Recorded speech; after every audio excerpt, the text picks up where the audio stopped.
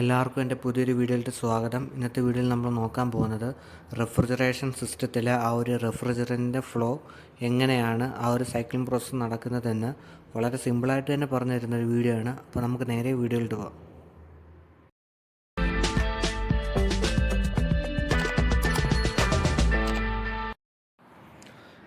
ഒരു കംപ്രസറിന് വേണ്ട പവർ വന്ന് ആ ഒരു കംപ്രസർ സ്റ്റാർട്ട് ചെയ്യുന്ന സമയത്ത് കംപ്രസറിൽ നിന്നും റെഫ്രിജറൻറ്റ് അല്ലെങ്കിൽ ഗ്യാസിനെ ഹൈ പ്രഷറിലും ഹൈ ടെമ്പറേച്ചറിലും ആയിരിക്കും ഡിസ്ചാർജ് ലൈൻ വഴി പുറത്തേക്ക് തള്ളുന്നത്. ഈ പുറത്തേക്ക് വരുന്ന ഗ്യാസ് അല്ലെങ്കിൽ റെഫ്രിജറൻറ്റ് കണ്ടൻസറിലേക്ക് കടക്കുകയും കണ്ടൻസറിൽ വെച്ച് ആ ഒരു ഗ്യാസിൻ്റെ ഹൈ ടെമ്പറേച്ചർ എന്നുള്ളതിനെ ലോ ടെമ്പറേച്ചറിലേക്ക് മാറ്റുകയും ചെയ്യുന്നു. കണ്ടൻസറിൽ നിന്നും ഹൈ ടെമ്പറേച്ചറിൽ നിന്നും മാറി ലോ ടെമ്പറേച്ചറിലോട്ടായ റെഫ്രിജറൻറ്റ് അല്ലെങ്കിൽ ആ ഒരു ഗ്യാസ് പിന്നീട് എൻട്രി ചെയ്യുന്നത് ഡ്രയർ അല്ലെങ്കിൽ ഫിൽറ്ററിലേക്കാണ്. ഫിൽറ്ററിൽ നിന്നും കാപ്പിലറി ട്യൂബിലേക്ക് എൻട്രി ആവുന്നു. ഈ കാപ്പിലറി ട്യൂബ് എന്നുള്ളത് നമുക്കൊരു എക്സ്പാൻഷൻ വാൽവായിട്ടും കണക്കാക്കാം.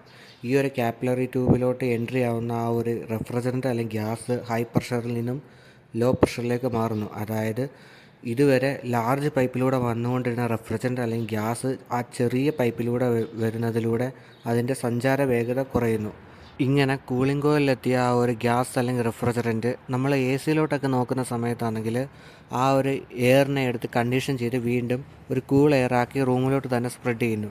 എന്നാൽ സിംഗിൾ ഡോർ ഫ്രിഡ്ജിലോട്ടൊക്കെ നോക്കുന്ന സമയത്ത് ആ ഒരു ഫീസറിൻ്റെ ആ ഒരു എയർ കംപ്ലീറ്റ് ആയിട്ട് ആ ഒരു ഗ്യാസ് റൊട്ടേറ്റ് ചെയ്തതിന് ശേഷം വീണ്ടും തിരിച്ച് സെക്ഷൻ ലൈൻ വഴി കംപ്രസറിലേക്ക് തന്നെ തിരിച്ചു പോകുന്നു.